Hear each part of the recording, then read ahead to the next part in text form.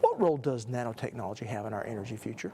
So nanotechnology is arguably the most profound shift in the world as we know it. And what it does for energy is it creates low-cost, high-performance materials that are used in everything from energy production, energy storage, energy conversion.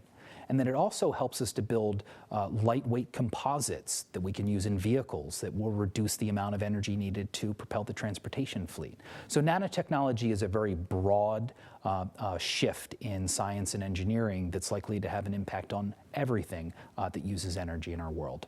Are we just at the birth of the nano era? We're about 15 years into it. So the phase that started in 1990 was the era of characterization, where we actually said, what does this nanotechnology mean? And we went in and we studied nanotubes and nanoparticles to understand their properties. And the phase that we're entering now is known as functionalization. So we're actually making functional products around these nanomaterials. So the phase that we're transitioning from after 15 years is towards functional nanomaterials. So what are some near-term nanomaterials that we could see that will change our lives? So the place that most people expect nanomaterials to have an impact in the near term is really around energy storage and energy conversion.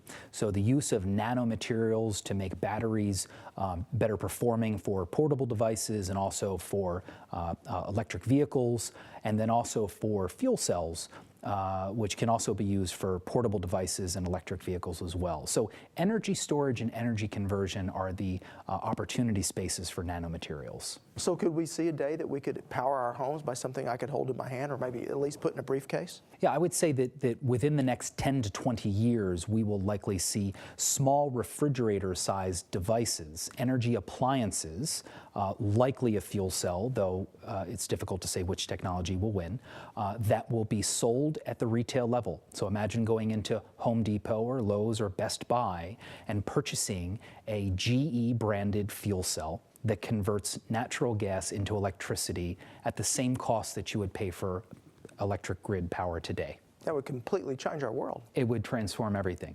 What it allows us to do is to build more resiliency into the grid in this world. But more importantly, it's a strategy for us to bring electricity to people around the world. So you take the 3 billion people that are going to be born onto this planet in the next 30 years, and imagine them coming into the age of electricity, not through a large power plant and a central grid, but more distributed personal power systems. So have we hit peak production? So the International Energy Agency, which is the hydrocarbon forecasting agency of the world, believes that we will hit peak production of oil within the next 10 years.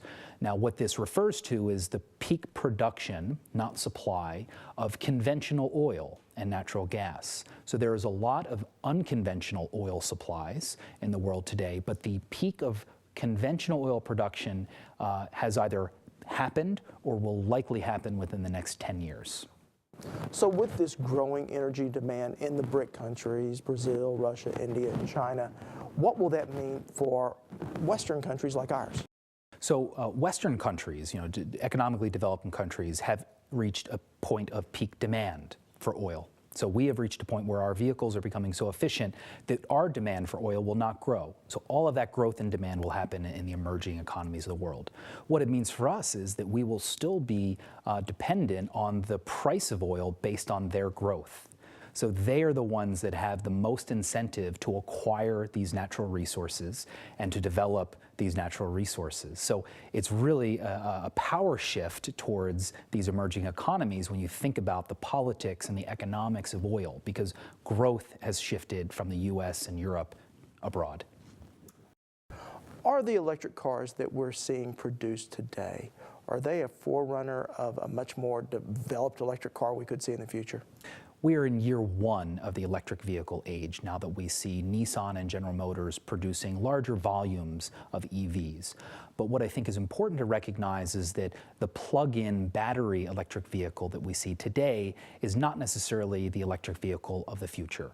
And what I think we're going to see beyond 2015 is the integration of battery storage with fuel conversion via fuel cell as the main power system of these electric vehicles.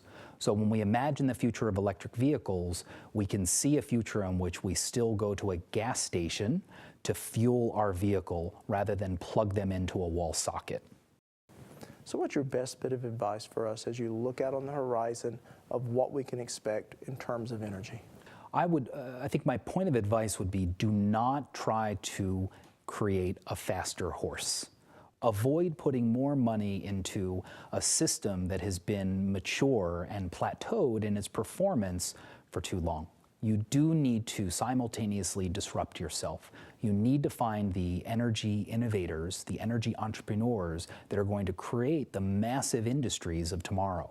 So as we look to the future of Oklahoma, you need to be able to keep your incumbent hat on and keep the lights on and do what you do well in terms of hydrocarbons, but you also need to look beyond towards this renewable fuel era.